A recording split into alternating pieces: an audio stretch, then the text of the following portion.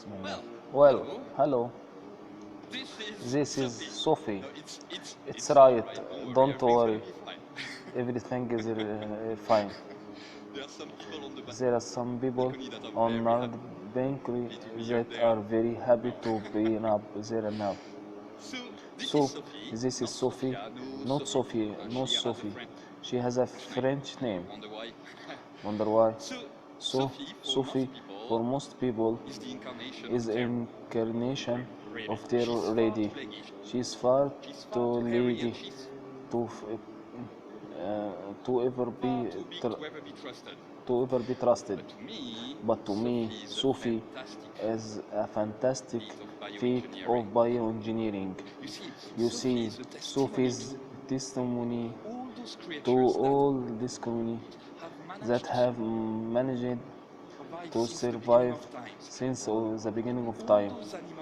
All those animals that have managed to have offspring generation after generation until this day.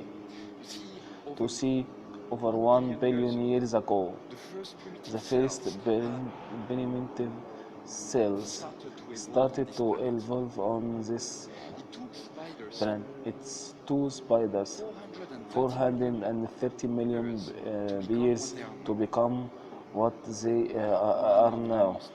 One of the most versatile, one of the most diverse, and one of the most evolved groups of predators to ever walk this earth.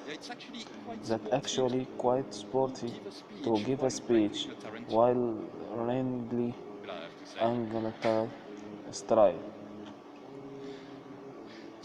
So we shouldn't forget that Sophie, and in fact all of us, will are testimony to all those ruthless that actually were won consistently, consistently by all our ancestors, all our precedents. In fact, all of us, every single one of you, is in fact as an uninterrupted 1 billion user years old success story.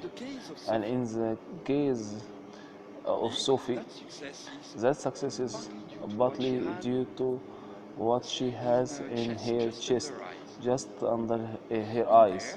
In there, she has a pair of venom glands that are attached to pairs of fangs, and those fangs are folded into her mouth. So, without those fangs and without this venom, Sophie would have never managed to survive. Now, many animals have involved venom systems in order to survive. Nowadays, any species of spider, any species of scorpion, experience has its own venom signature if you want, made of out of dozen, if not hundred, of chemical compounds, and all of those compounds have evolved purely for one purpose: disable and eventually kill. Now venom can actually act in many different ways. Venom, believe me, can make you feel pains that you've never felt before. Venom can also make your heart stop within minutes, or it can turn your blood in jelly. Venom can also paralyze you almost instantly, or it can just eat your flesh away like acid. Now, all of this very and but to me it's kind of music too. It's what I love. So well, it's not because in case no,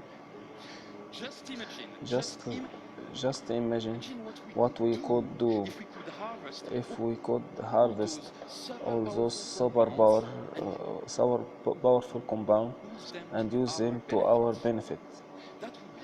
That would be amazing, right? What we, what if we could, I don't know, produce new antibiotics from? What if we could actually help people that are suffering from diabetes or hypertension? Well, in fact, all those applications are already being developed by scientists just like me everywhere around the world as I speak. You see, hypertension is actually treatment regularly within medication that has been that reduced by a South American viper. People that have the toxin produced by lesions from North Africa and in hospital all around the world. A new protocol to use toxin from anismine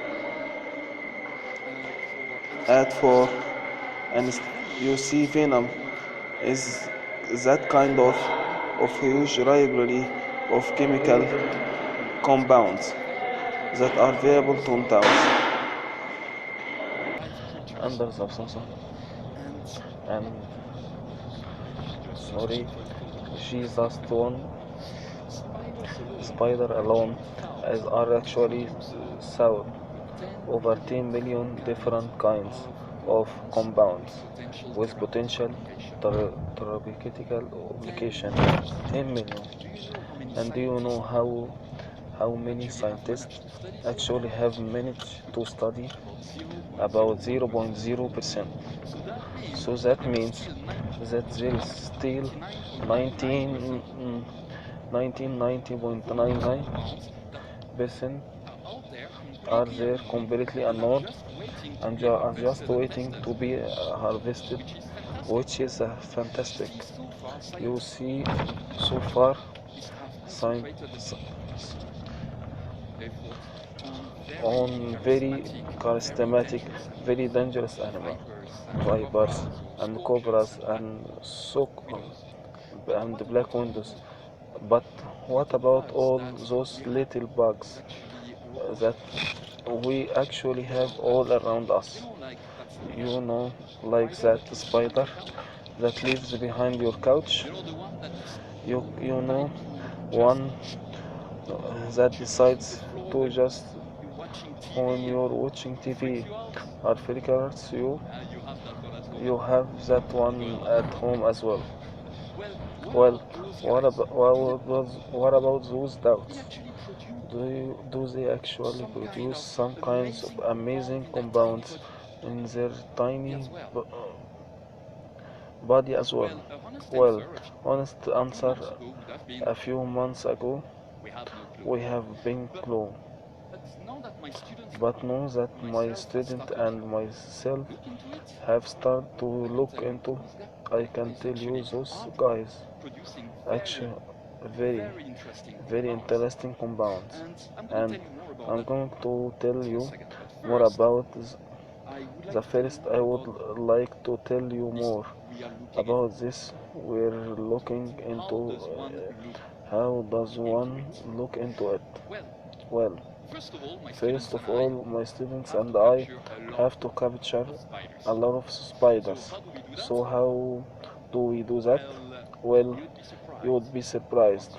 Once one starts to look, one finds a lot of spiders. They actually live everywhere around us.